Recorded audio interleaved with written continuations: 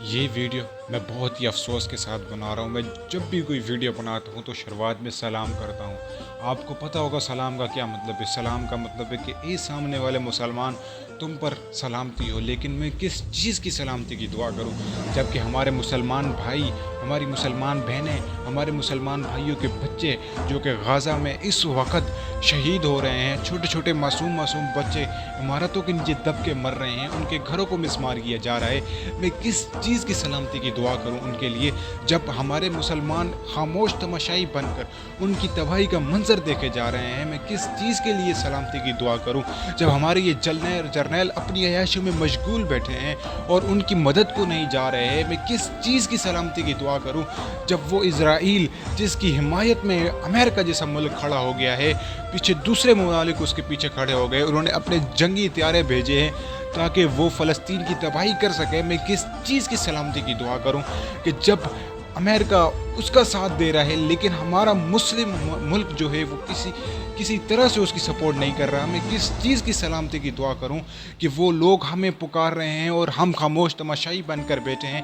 میں کس چیز کی سلامتی کی دعا کروں کہ ہمارے جرنیل اتنی عیاشیوں میں مشغول ہو چکے ہیں کہ ان کو فلسطینیوں کی تباہی بالکل نظر نہیں آ رہی۔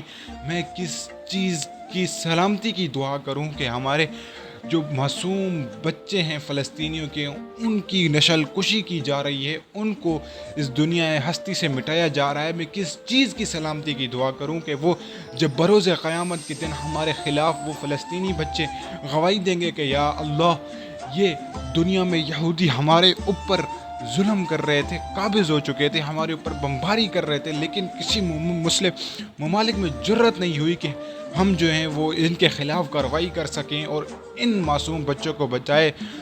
کس چیز کی سلامتی کی دعا کروں میں کس چیز کی سلامتی کی دعا کروں میں کس کے بارے میں کس کی سلامتی کی دعا کروں جب ہمارے مسلمان وہاں ایک بہت بڑی مشکل سے گزر رہے ہیں۔ اے جرنیلو، تم چوڑیاں پہن کے بیٹھے رہو اپنے کمروں میں، ہمیں اجازت دو، یہ اسلحہ ہمیں ہمارے حوالے کر دو، ہم جاتے ہیں فلسطین اور اسرائیلیوں کی جڑوں کو اکھاڑ کے پھینکتے ہیں، ان کو اس دنیا کے نقشے سے مٹا کر دم لیں گے۔ اگر تم سے نہیں ہوتا تو یہ اسلحہ ہمارے حوالے کر دو، یہ ہمیں دو۔ اس اسلحے کو تم نے کس چیز کے لیے رکھا ہوا ہے؟ کیا کرو گے اس کا؟ کل کو جب یہ پورا فلسطین مٹ جائے گا تم اس اسلحے کا کیا کرو گے؟ کیا کرو گے؟ یہ ادھر پڑا خراب ہو جائے گا، تم اس اسلحے کا کیا کرو گے؟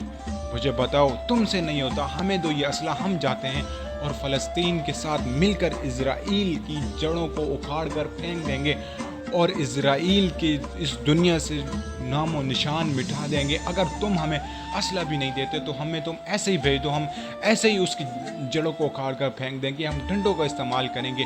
اگر ڈنڈے نہ ملے تو ہم فلسطین بھائیوں کے ساتھ مل کر پتھروں کا استعمال کریں گے، اگر پتھر نہیں ملے تو ہم مرد مجاہد اس ہاتھ کو اپنی تلوار کے طور پر استعمال کریں گے اور اسرائیل کا نام و نشان مٹا کر دم لیں گے۔